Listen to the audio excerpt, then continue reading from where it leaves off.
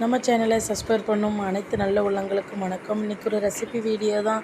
அது என்ன ரெசிபின்னு பார்த்தீங்கன்னா, எப்போவுமே முருங்கைக்கீரையில் பொரியல் தானே பண்ணுவோம். ஒரு தொக்கு பண்ணலாமா வாங்க. அதுக்கு தேவையான இன்க்ரீடியன்ட்ஸ் என்னென்னு பார்த்தீங்கன்னா, 2 பல்லாரியை நல்ல பொடிசாக நறுக்கி வச்சுக்கிடணும்.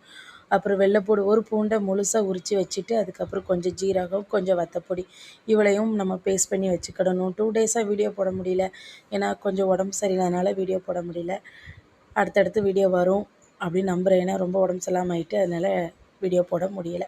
பேஸ்ட் பண்ணி வச்சாச்சு. அந்த பேஸ்ட் பண்ணதுக்கு அப்புறவு ஒரு கடாயில் நம்ம எப்பவும் யூஸ் பண்ணுற தேங்காய் எண்ணெய் தான் யூஸ் பண்ண போகிறோம். நீங்கள் எந்த எண்ணெய் யூஸ் பண்ணுறீங்களோ அதுவே நீங்கள் யூஸ் பண்ணி தேங்காய் எண்ணெய் ஊற்றி, அப்புறம் கடுகு போட்டு, அதுக்கப்புறம் நம்ம மறுபடியும் ஒரு வெள்ளைப்பூடை முழுசாக உரித்து வச்சுக்கிடணும். உரித்து போட்டு நல்லா வதக்கி விட்டுக்கோங்க.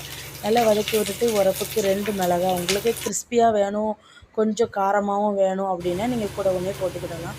நான் 3 மிளகாய் தான் போட்டிருக்கேன். அப்புறம் அரைச்சி வச்சுருக்க விழுதையும் போட்டு நல்லா வதக்கி விட்டுக்கிடணும். பச்சை வாசனை போகிற வரைக்கும் நல்லா வதக்கி விட்டுட்டு, அதுக்கப்புறம் ஒரு நெல்லிக்காய் சைஸில் புளி ஊற வச்சுருக்கேன், அதையும் தண்ணி எடுத்து அதையும் வதக்கி விட்டுட்டு அந்த தண்ணியும் கரைச்சி ஊற்றிட வேண்டியது. ஆனால் எனக்கு கொஞ்சம் பச்சை வாசனை போக கொஞ்சம் டைம் இருக்கும். நீங்கள் சிம்மிலே வச்சு கொஞ்சம் நல்லா வதக்கி விட்டுக்கிடணும்.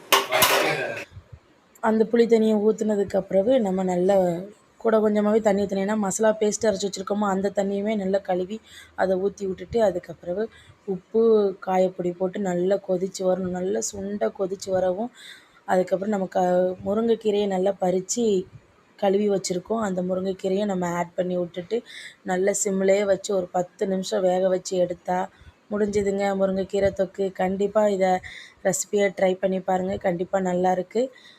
நெக்ஸ்ட்டு வீடியோ பார்க்கலாம். வீடியோ பிடிச்சிருந்தா லைக் பண்ணுங்கள், ஷேர் பண்ணுங்கள், சப்ஸ்கிரைப் பண்ணுங்கள். அப்புறம் சொல்ல மறந்துட்டேன், இறக்குற நேரத்தில் கொஞ்சோண்டு தேங்காய் எண்ணெய் ஊற்றி இறக்குங்க. சூப்பராக இருக்குங்க. அப்புறம் வேறு என்ன சொல்கிற மாதிரி ஒன்றும் இல்லை. அதனால் இந்த வீடியோட்ட கண்டிப்பாக ட்ரை பண்ணுங்கள்.